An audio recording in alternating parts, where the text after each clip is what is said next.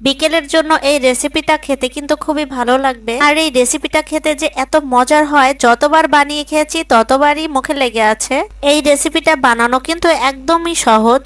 আমি যেভাবে এই রেসিপিটা তৈরি করেছি, আপনারাও কিন্তু চাইলে আমার মতো করে এই রেসিপি তৈরি করে খেতে পারেন। আর ঘরের তৈরি সব রেসিপি কিন্তু স্বাস্থ্যসম্মত হয়। ছোট বাচ্চারা কিন্তু এই রেসিপি খুবই পছন্দ করবে। তাদের টিফিনে যদি এই রেসিপিটি দেওয়া যায়, টিফিন বক্স একদম ফাঁকা হয়ে যাবে। বিকেল বেলা পরিবারকে এই ধরনের রেসিপি বানিয়ে খাওয়ালে সকলের মুখে প্রশংসায় পঞ্চমুখ হবে। খরচে সহজ পদ্ধতিতে এই রেসিপিটি বানিয়ে সকলের সামনে দিতে পারে। রেসিপিটা বানানোর জন্য প্রথমে একটি বাটি নিয়ে নিচ্ছি এবং 2টা ডিম নিয়ে নিচ্ছি। এই রেসিপি বেশি করে বানাইতে গেলে ডিমের পরিমাণটা বেশি করে নিতে হবে এবং পাউরুটির পরিমাণটাও বেশি করে নিতে হবে। পাউরুটির পরিমাণটা বেশি করে নিলে পরিবারের সকলেই মন ভরে খেতে পারবে। এখন বাটিতে 2টা ডিম একে একে ভেঙে নিচ্ছি। এখন ডিমের মধ্যে সামান্য পরিমাণে লবণ দিয়ে দিচ্ছি আর এই চামচে 1.5 চামচ পরিমাণে চিনি দিয়ে দিলাম। এখানে কিন্তু আপনারা মিষ্টির পরিমাণটা বাড়িয়ে কমিয়ে নিতে পারেন। আমি আমার মতো করে মিষ্টির পরিমাণটা দিয়ে দিয়েছি। এবার একটা কাঁটা চামচ দিয়ে ভালোভাবে নেড়ে চেড়ে মিশিয়ে নিব। মিশিয়ে নেওয়া মানে চিনির দানা অংশটা যেন না থাকে। আচ্ছা বলো তো, তোমরা এই রেসিপিটি কে কে বানিয়ে খেয়েছো? যারা একবার হলেও এই রেসিপিটি বানিয়ে খেয়েছো তারা কমেন্ট বক্সে একবার হলেও কমেন্ট করে যেও। এই চিনি ডিমটা অন্য কিছু দিয়েও গুলিয়ে নিতে পারো বা ব্লেন্ডার করেও নিতে পারো। আমার সময়টা বেশি লাগানোর জন্য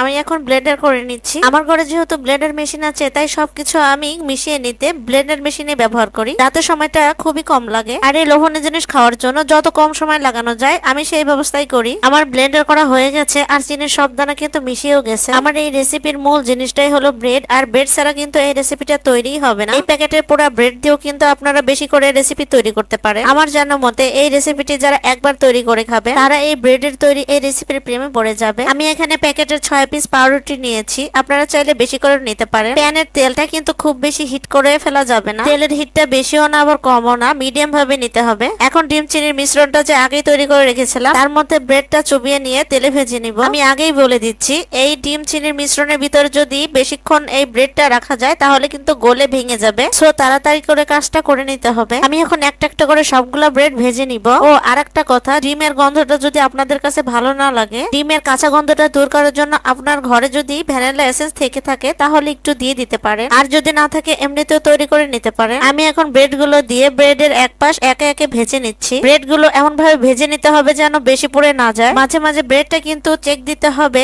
যে বেশি পুড়ে যাচ্ছে কিনা। ব্রেডে যদি ডিমের পরিমাণটা কম থাকে তাহলে উপর দিয়ে আবার দিয়ে দিতে হবে। এবার ব্রেডের এক পাশটা ভাজা হয়ে গেলে এখন অপর পাশটাও ভেজে নিচ্ছি। ব্রেডের ভাজাটা একদম পুড়িয়ে ফেলা যাবে না। এই ব্রেডটি ভাজতে তেল বেশি লাগে আর তেল কম হলে আবার একটু দিতে হবে। আমি ব্রেড গুলো উল্টে পাল্টে ভালো করে ভেজে নিচ্ছি যাতে ডিমের কাঁচা গন্ধটা একদমই না থাকে। সবগুলো ব্রেড ভাজা হয়ে গেছে। এখন একটি ট্রেতে উঠিয়ে নিচ্ছি। মাশাআল্লাহ, দেখতে খুব সুন্দর হয়েছে, খেতেও খুব মজার হবে। আমি একে একে বাকি ব্রেড গুলো একইভাবে ভেজে নিচ্ছি এবং ব্রেডের মধ্যে বেঁচে থাকা গুলানো ডিম গুলো আবার দিয়ে দিচ্ছি। সেম একইভাবে তৈরি করে নিতে হবে। এই তো তৈরি করে ফেললাম বিকেলের মজাদার রেসিপিটি। তো সবাই ভালো থাকবেন, সুস্থ থাকবেন। আল্লাহ হাফেজ।